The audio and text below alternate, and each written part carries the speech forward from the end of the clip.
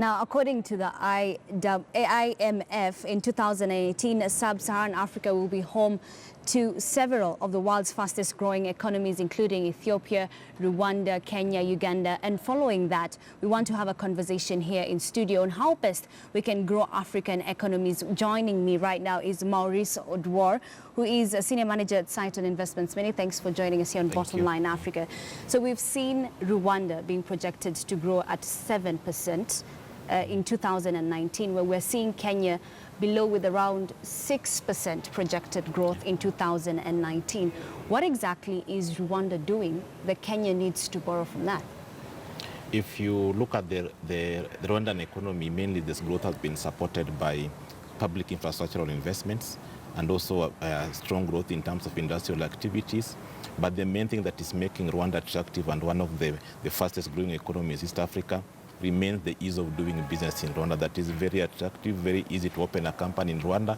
If you compare the process you would go through opening a company in Rwanda versus Kenya, Rwanda now attracts more foreign investors compared to Kenya.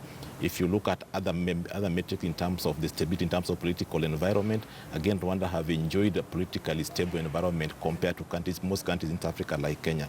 So all these things put together is now yielding the fastest growth for Rwanda as a country in East Africa, and again, can even say the fastest growing economy in Africa as a whole. Okay, so let's just talk about Rwanda and Kenya and Ethiopia and Sub-Saharan Africa. Let's look at Africa in general. How do we grow, fast-track the growth of Africa's economy? If you look at the challenges, especially if I narrow it down to Sub-Saharan Africa, look at the challenge most Sub-Saharan African economies are struggling from. We are more commodity-driven. We rely heavily on an agricultural sector.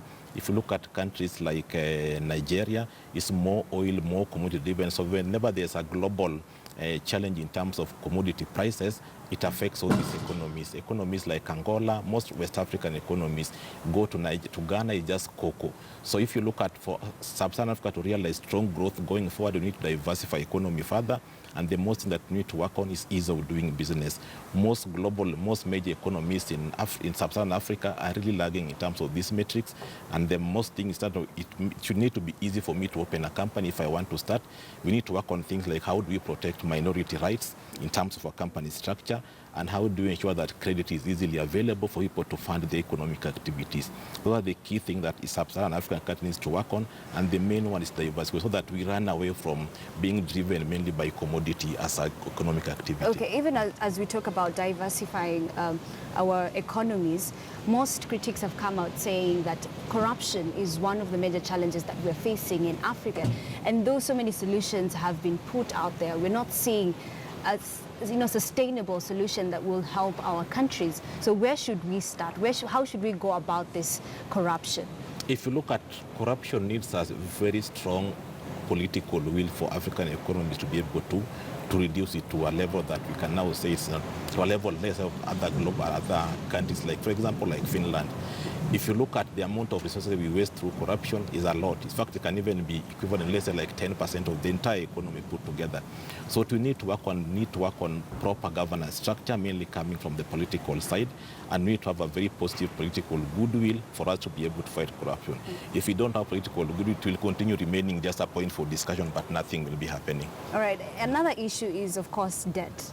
It's been described as a ticking time bomb. The average debt to GDP ratio rose to 57% in 2017 and has hit its extremes in countries including Cape Verde, Eritrea, Congo, Brazzaville, and Mozambique, where it exceeds 100% of the GDP. How do we tackle this issue?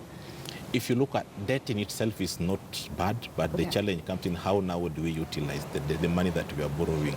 And the kitchen that's coming from Sub-Saharan African economies now our appetite for foreign-denominated debt instruments. We've seen most African countries now going for Eurobond. Kenya, we did it. Nigeria did it. Ghana did it. Ivory Coast did it. But now the challenge comes now when we do such instrument, we are opening up our economy to the global economic challenges. For example, if something happened to dollar, Kenya will be afraid because the first batch of our Eurobond is maturing in June, which we have to pay.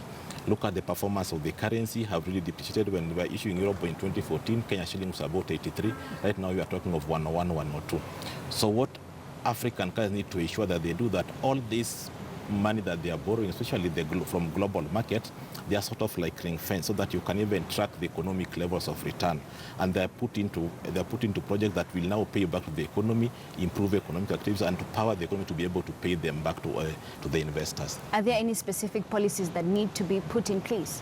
Specific policies remain the same, what we've talked about, yes. ensuring that we face corruption. And also another thing, the way we do it, as in we don't do it in a neat way in terms of public fiscal management framework.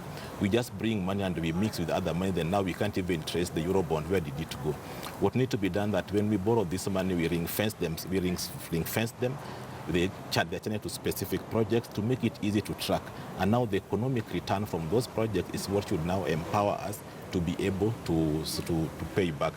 The thing now, what needs to be done now, the policies to stand within the public fiscal policy framework for us now to be able to do this thing in a neat way.